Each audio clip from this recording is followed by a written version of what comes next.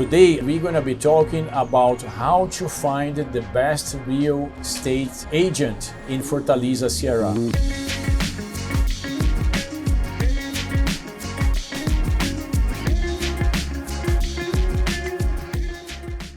Hello there, my name is Luciano Oliveira. I am a Brazilian attorney. I'm here in Fortaleza, Ceará, and we're going to be talking about how to find the best real estate agent in Fortaleza, Ceará. And let's start by saying that it's pretty important for you to work with a knowledgeable realtor in Fortaleza. As you probably know, Ceará is in the northeast of the country, and states in the northeast of the country, they are not as well developed as states towards the south of the country, like São Paulo, like Rio de Janeiro. And as a consequence, there are a lot of problems in the real estate market. And unfortunately, realtors in general, they don't have a high level of education, particularly if you're buying properties in the lower range. If you're buying, like $1 million penthouse in Fortaleza, you're probably going to be dealing with educated realtors. But the truth is that lower end realtors, many times they have difficulty in reading a contract. So they are going to get whatever they have been using as a template, and a template may not be a good idea for you as a foreign citizen, because foreign citizens, they have specific needs when it comes to the documentation, when it comes to the transfer of money, which if you've been watching our videos, you know it's not easy to do, and you actually struggle a lot to have the money sent to Brazil in the right way using the proper channels. And the realtors, they simply do not get, and the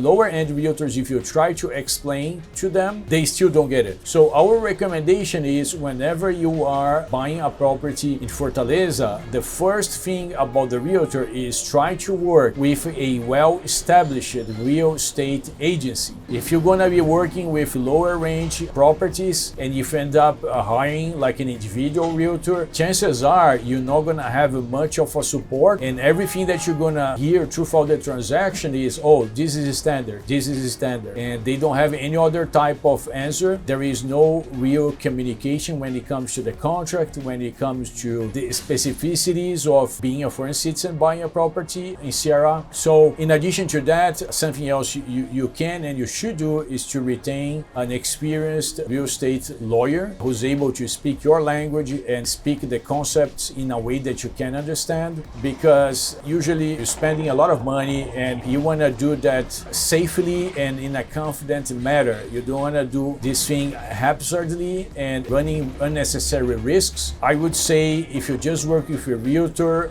most of the transactions are going to work just fine, but unfortunately some of them are not going to work fine, and you don't want to get entangled in a lawsuit. Sometimes people are selling properties that have problems with the title, and as you probably know, there is no title insurance in Brazil. Another concern is that there is no escrow account as well, so you're gonna need to pay the property off before the seller actually signs the transfer deed, which is also concerning. So all of those concerns, if you have a really good realtor, they are gonna be assuaged, they are going to be reduced somehow. So we really advise you, do not work with individual realtors. Try to work with an established real estate agency. This is going to reduce the level of stress and the level of risk that you're running. And if you're not going to retain an attorney for the entire transaction, hire at least a few hours from an attorney, like 4 hours. That should be enough for a lawyer to review a contract,